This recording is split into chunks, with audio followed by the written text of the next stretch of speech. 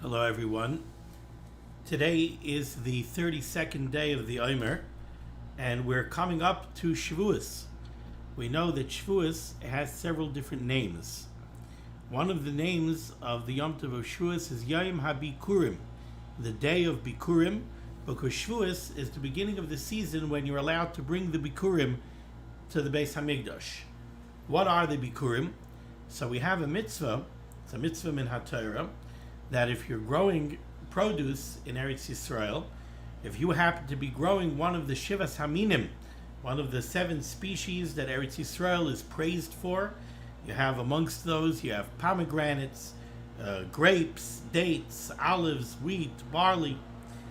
So if you're growing one of these 7 species, there's a mitzvah same in HaTorah that you're supposed to take the very first produce, the very first fruits, and the first one that grows, you bring it to the Bais HaMikdash and it goes to the Kohanim. And how do you ascertain what it is that you're supposed to bring? So it's described very beautifully. You're supposed to go out into the field, and let's say you have pomegranate trees. So you go out to your orchard, and when you see that first pomegranate budding, you go and you tie a ribbon around it, and that marks it as the first pomegranate. And that's the pomegranate that you're going to use for your Bikkurim.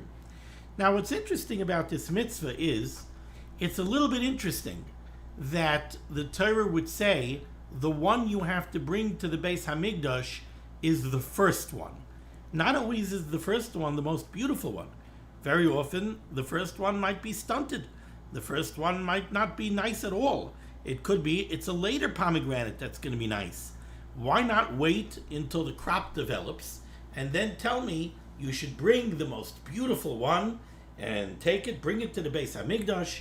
There's a whole ceremony that would take the Bikkurim, that would put the Bikkurim fruits into beautiful baskets and beautiful containers. And if you learn the Mishnayos of Mesechus Bikkurim, there was a whole procession coming and bringing it to the Bais HaMikdash with the Leviim singing. And when you brought your Bikkurim to the Bais HaMikdash, there was special text from the Torah that you had to read. We say it by the Seder and the Haggadah, Arami Ovid Avi, Vayered B'Tzraima. So it's a whole process. Do you want to have a stunted pomegranate? Why not say that you should bring the most beautiful pomegranate of the crop? Or if you don't want to have to wait all the way to the end of the crop and have the farmer sift through every pomegranate, so say the most beautiful one from the first 2 weeks of the crop. Why is it the first one? And to many of you, the answer might be obvious, but I think the answer is it's similar to when you go to a store and you see that the storekeeper has a dollar bill framed behind the counter. And you ask him, what is that dollar? Well, that's the first dollar that I made when I opened up the business. Is that dollar worth any more than any other dollar? It's a dollar. That's all it is. It's a buck. And what happens if you need the dollar, if you have to give somebody change and you're out of singles in the drawer? Will you take that single off the wall, and will you give the customer that single? No, you won't. That one's not available for use because it's the first dollar bill. What's the significance of that? All the work that I put into the business, all of the preparation for the business, all of the sweat and tears and trials and tribulations, and the business loans that I took, and the sleepless nights until we turned it into a profitable business, it all started. It's that dollar, is the first dollar that I made. That dollar is precious. So too the first fruit and the first crop.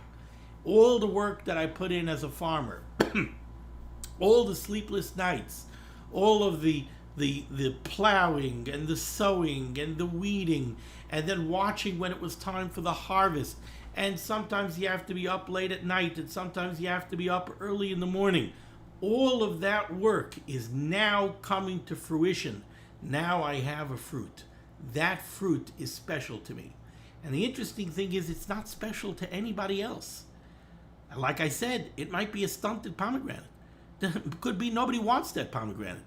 But to you, that's the most delicious pomegranate. And that's why you bring it to the Bais HaMikdash. Because what does the Rabbeinu Shalom want you to bring?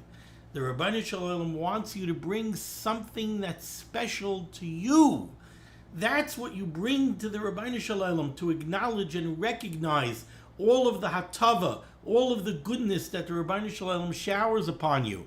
It's your way of coming and saying, I'm giving of myself in recognition that everything that I have is from you. Why is jewelry precious? Why is it that a gift of jewelry to a wife is so precious? Is it the beauty of the stone? Is it the beauty of the piece? The truth is that nowadays they have beautiful items that don't have to cost nearly as much. You have lab-grown diamonds. You don't need the natural diamonds.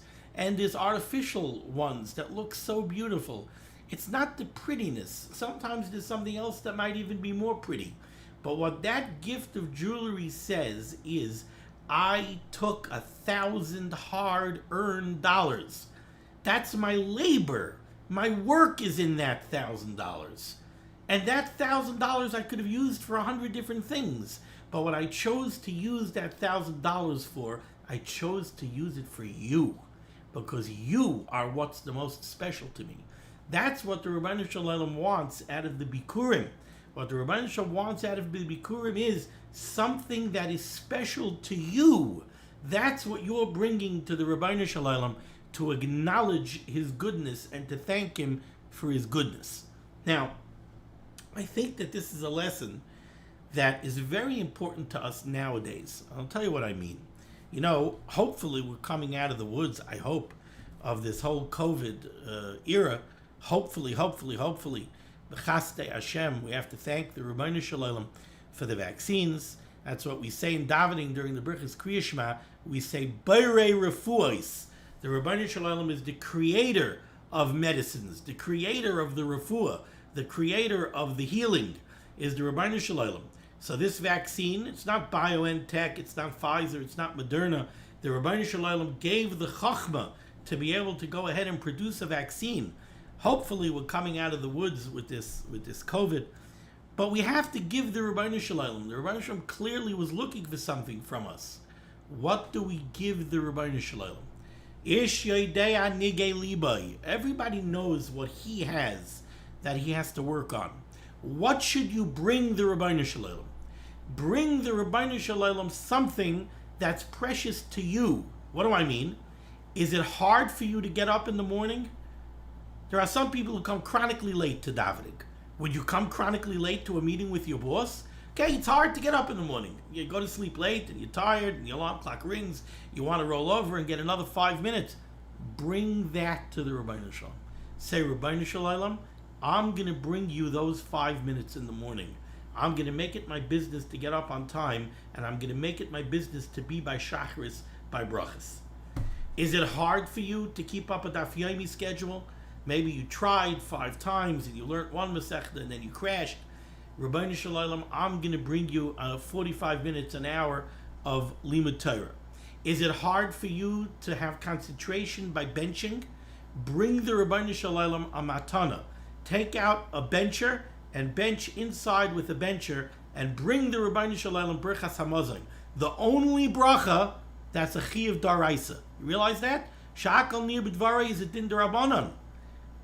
The only bracha that we have that's a chiyuv daraisa is Birchas Hamazon, is benching. Bring the Ribbono Shel Olam a benching. So these are the things that we have to bring the Ribbono Shel Olam. We have to bring the Ribbono Shel Olam things that are precious by us, things that it takes something to give it to him. We're really sacrificing something that's easy. What are we doing for him? We're not doing anything for him. It's easy. It's nothing. That's what you do for Borei Olam, something that's just easy. Show the Ribbono Shel Olam that you're prepared to do something for him, something that's difficult. That, I believe, is one of the lessons of Yom HaBikkurim. We're coming up to Shavuos. We should be zeicher to take this lesson and all the other lessons of Sfira and Chag HaShavuos.